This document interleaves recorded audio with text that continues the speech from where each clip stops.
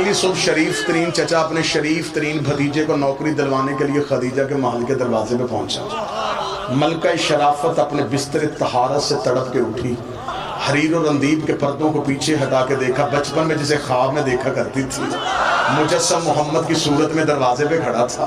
Be be نے نوکروں کی line لگی ہوئی میں سے ایک نوکر کو اٹھایا، نام اس کا میسرہ تھا۔ لیکن میسرہ اٹھ جا، یہ ہے سردار ابو طالب، یہ ہے اس کا بیٹا، اس نے آج رات قافلے میں ساتھ جانا ہے۔ میسرہ تیرا صرف ایک ہی کام ہے، نہ تو نے بوری اٹھانی ہے، نہ تو نے بوری رکھنی ہے، نہ تو نے مال بیچنا ہے، نہ تو نے نفع گننا ہے، نہ تجھے نقصان کا کوئی خطرہ ہونا چاہیے۔ میسرہ تو نے کوئی تجارت کا کام نہیں کرنا۔ بی بی پھر میں نے کرنا کیا ہے؟ بی بی کہتی تیرا صرف ایک ہی کام ہے، ذمہ داری میں تجھے دے کے بھیج رہی، تو نے اس محمد کے پیچھے سایہ بن کے رہنا ہے، اس محمد کے پیچھے سایہ بن کے رہنا ہے۔ مجھے واپس آ کے بتانا اس کا اٹھنا کیسا ہے، اس کا بیٹھنا کیسا ہے، اس کا سونا کیسا ہے، اس کا جاگنا کیسا ہے، اس کا چلنا کیسا ہے، اس کے چلنے کے طریقے کیا ہیں، اس کے کھانے کے سلیقے کیا ہیں، اس کے پہننے کے آداب کیا ہیں، اس کے بولنے کا طریقہ کیا ہے۔ میسرہ سایہ بن کے پیچھے چلے جا۔ میسرہ نے ایک نظر پیغمبر کو دیکھا، پھر بی بی کو دیکھا، پھر پیغمبر کو دیکھا، پھر بی بی کو دیکھا، بی بی اس کا سایہ بنا رہی ہے، اس کا تو اپنا سایہ ہی کوئی نہیں ہے۔ چلا گیا۔ میسرہ بے چینی سے بی بی خدیجہ انتظار کرتے رہی۔ میسرہ واپس آیا،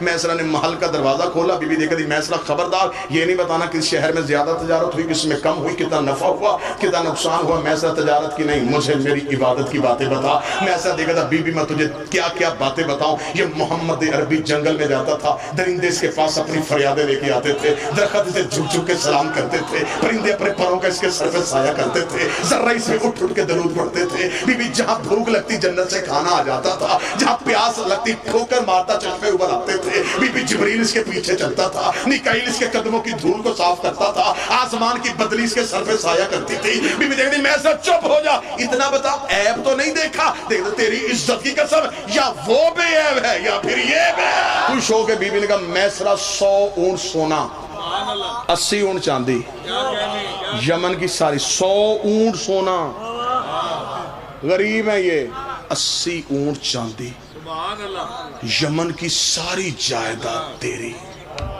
جتنا چپ مجمع ہوا اتنا ہی میسرہ ہو گیا۔ اس نے کہا 100 اونٹ سونا، 80 اونٹ چاندی، یمن کی ساری جائیداد۔ بی بی کیوں؟ فرمایا تو تجارت کر کے آیا تو میں بھی تجارت کر رہی ہوں۔ بی بی مجھ سے تجارت کر رہی ہے؟ بی بی ہاں تجارت ہے، 100 اونٹ سونا تو رکھ لے، 80 اونٹ چاندی تو لے لے، یمن کی ساری جائیداد تیرے نام کر دیتی ہوں، کام صرف اتنا کر، میری شادی کا پیغام لے کے ابو طالب کے گھر چلے جا، میری شادی کا پیغام لے کے ابو طالب کے گھر چلے جا۔ میسرہ دیکھ تھا، بی بی 100 اونٹ سونا، 80 اونٹ چاندی، یمن کی ساری جائیداد۔ نا بی بی تیرا کام مشکل ہے، تیری اجرت تھوڑی ہے، تیرا کام مشکل ہے، تیری اجرت تھوڑی ہے۔ بی بی کہتی آخر تو نے نوکر ہو کے اپنی اوقات دکھا دی، منہ سے بول تجھے کیا چاہیے، میں محمد کی جوتی سے وار کے تجھے دے دیتی ہوں۔ میں ایسا دیکھتا، اپنا سونا تو رکھ، تیری چاندی تجھے نصیب ہو، تیری جائیداد تجھے مبارک ہو، پیغام لے کے چلا میں جاتا ہوں۔ اگر محمد تیرے مقدر کا مالک بن گیا، پھر مجھے اتنا یقین ہے جنت تیری اولاد کی محبت کا نام۔ وعدہ کر بی بی جنت کا، وعدہ ہو گیا جنت کا، چلا گیا میسرہ۔ اب یہاں پہ چند بندوں کے ذہن پہ سوال آ گیا، وہ خطیب ہی کیا جو مجلس پڑھے اور چہرے نہ پڑھے؟ جی پیغام بی بی نے بھیجا؟ ہاں بی بی نے بھیجا۔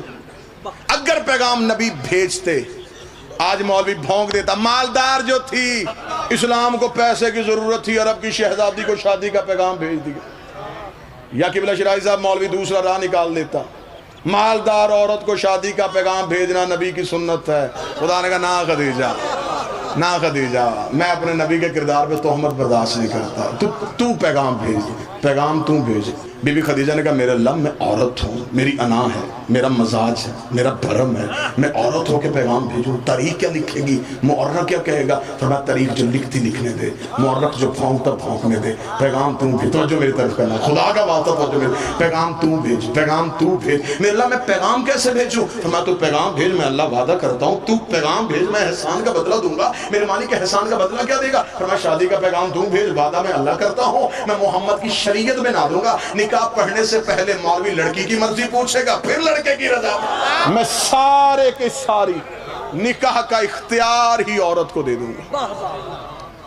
بس میسرہ نے شادی کا پیغام دیا، شادی کا دن مقرر پایا، 10 ربیع الاول شادی کا دن طے پایا۔ نبی کی شادی کا دعوت نامہ وہاں سے چھپا جہاں سے قرآن چھپا تھا۔